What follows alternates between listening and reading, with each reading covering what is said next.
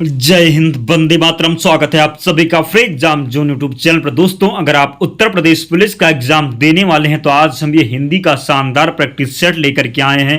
अब तक हम 10 प्रैक्टिस सेट करा चुके हैं। अगर आपने वो वीडियो अब तक नहीं देखी है तो जरूर देख लेना, एग्जाम में आपको बहुत हेल्प मिलेगी। तो चलिए आज का सेशन प्रारंभ करते हैं। आप लोग अंत में कमेंट करके बताना 37 प्रश्नों में आपसे कितने प्रश्न सही हुए।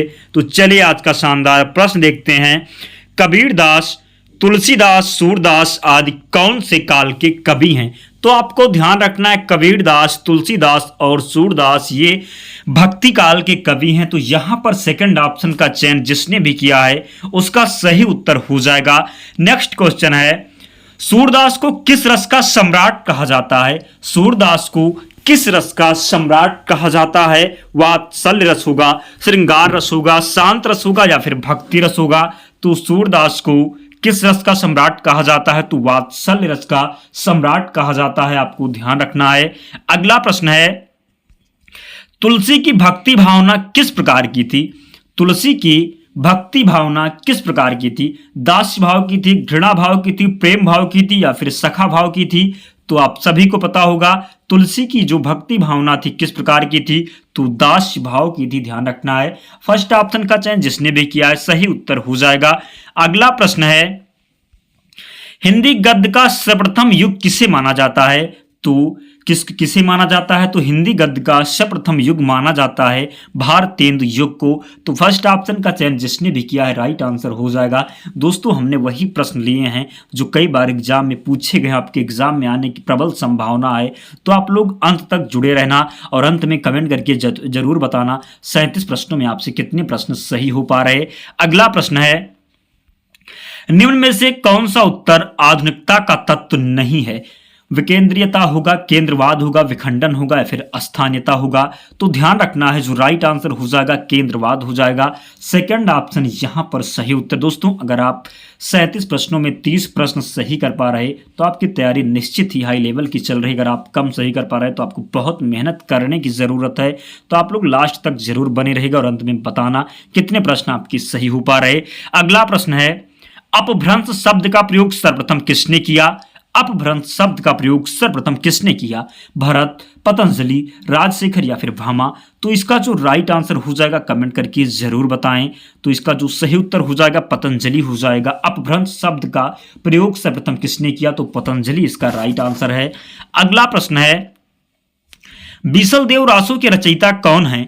बीसल देव रासों के रचयिता कौन है? जगनेक, चंद्रवरदाई, नरपत नाल या फिर श्रीधर? तो बीसल देव रासों के रचयिता हैं, आपको ध्यान रखना है। राइट आंसर हो जाएगा नरपत नाल, जो थर्ड ऑप्शन है इसका सही उत्तर है। अगला प्रश्न है, इनमें से कौन सा कवि अष्टछाप का नहीं है? बताना है आपको इनमें से कौन सा कवि है जो अष्टछाप का नहीं है।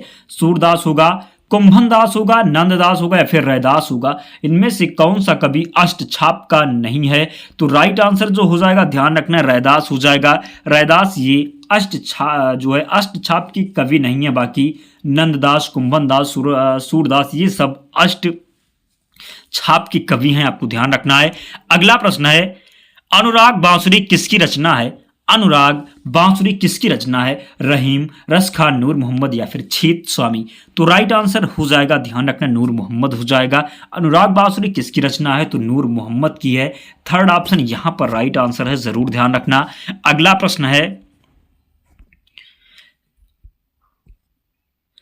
देश विभाजन को लेकर लिखा गया उपन्यास कौन सा है?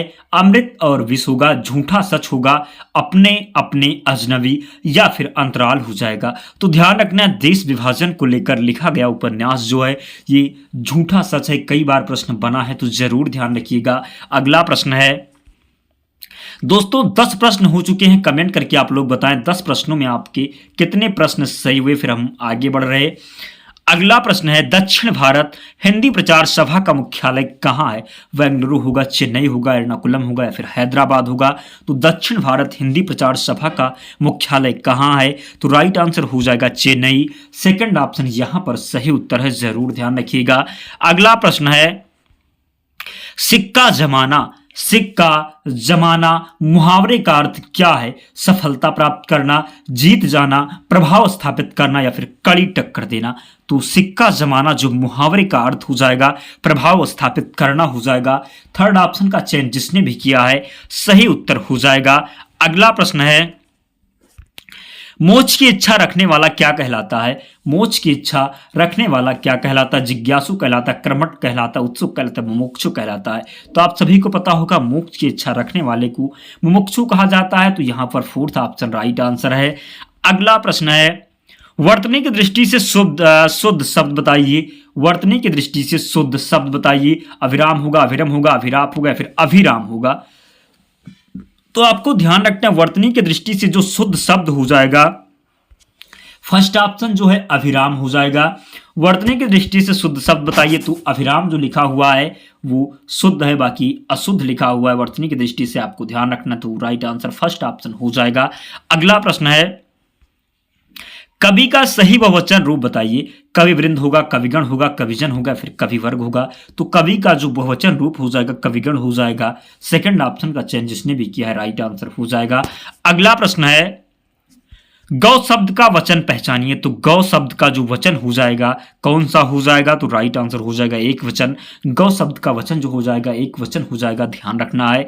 अगला प्रश्न है, भवानी शब्द का पुल्लिंग शब्द क्या होगा? भवानी शब्द का पुल्लिंग शब्द क्या होगा? भवानी होगा, भगवान होगा, भगवती होगा या फिर भव होगा। तो भवानी शब्द का जो पुल्लिंग हो जाएगा, जरूर ध्यान रखिएगा आप लोग, भव हो जाएगा। प्रश्न पूछा जा सकता है। तो भवानी शब्द का जो पुल्लिंग हो जाएगा वो भव हो जाएगा, जरूर ध्यान रखना। नेक्स्ट क्वेश्चन है, जहां एक शब्द से अनेक अर्थ निकले वहां कौन सा अलंकार होता है? जहां एक शब्द से अनेक अर्थ निकले वहां कौन सा अलंकार होता है? उपमा, श्लेष, अनुप्रास या फिर रूपक। तो जरूर ध्यान रखना, जहां एक शब्द से अनेक अर्थ निकले वहां पर श्लेष अलंकार होता है। तो सेकंड ऑप्शन यहां पर सही है।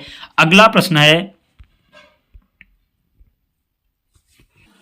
गबन किस रचनाकार की रचना है? गबन जो है किस रचनाकार की रचना है? श्याम सुंदर दास होगा, रामचंद्र शुक्ल हो जाएंगे या फिर मुंशी प्रेमचंद हो जाएंगे या फिर इनमें से कोई नहीं। तो गबन की बात करें तो जरूर ध्यान रखना, गबन और गोदान दोनों ये मुंशी प्रेमचंद जी का है। राइट आंसर हो जाएगा मुंशी प्रेमचंद। कई बार ये प्रश्न पूछा गया है तो जरूर ध्यान रखना।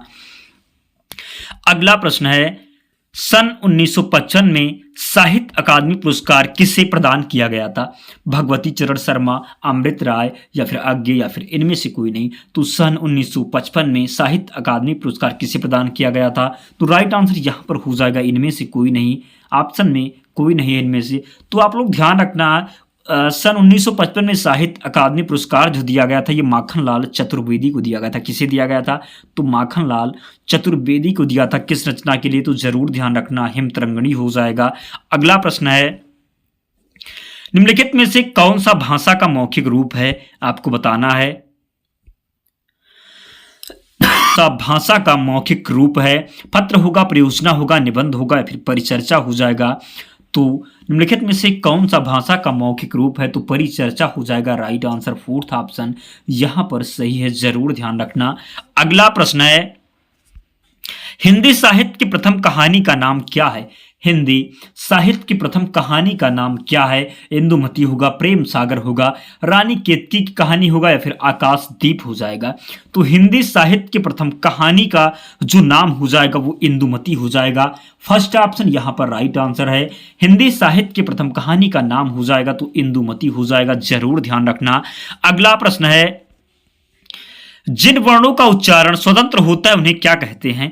जिन वर्णों का उच्चारण स्वतंत्र होता है उन्हें क्या कहते हैं? व्याकरण होगा, बोली होगा, व्यंजन होगा या फिर स्वर हो जाएगा।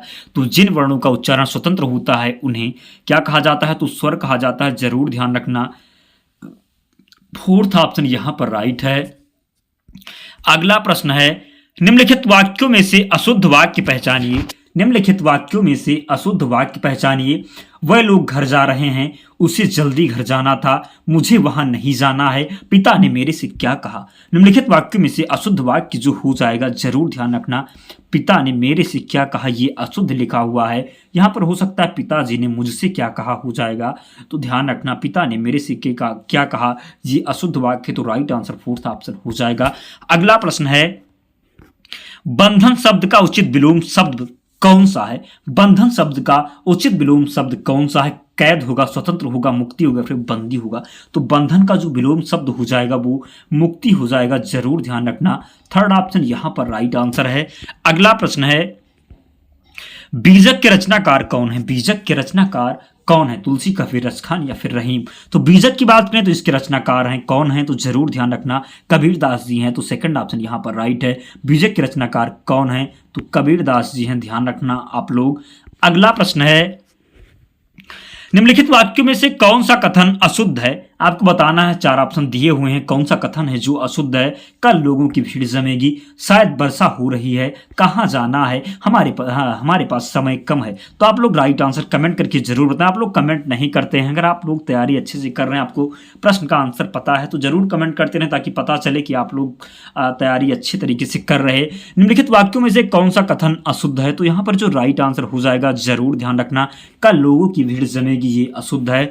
अगला प्रश्न है, विशेषण की विशेषता बताने वाला शब्द क्या कहलाता है। विशेषण की विशेषता बताने वाला शब्द क्या कहलाता है। प्रविशेषण होगा, विधेय विशेषण होगा, क्रिया विशेषण होगा या फिर उद्देश्य विशेषण होगा। बात करें विशेषण की विशेषता बताने वाला शब्द क्या कहलाता है, तो राइट आंसर हो जाएगा प्रविशेषण हो जाएगा। क्या हो जाएगा, तो फर्स्ट ऑप्शन है प्रविशेषण हो जाएगा, जरूर ध्यान रखना। मुहावरा शब्द किस भाषा का शब्द है। मुहावरा शब्द किस भाषा का शब्द है। अरबी, उर्दू, फारसी या फिर हिंदी। तो मुहावरा शब्द की बात करें तो ये किस भाषा का शब्द है, तो अरबी का है, जरूर ध्यान रखना। फर्स्ट ऑप्शन यहां पर राइट आंसर है।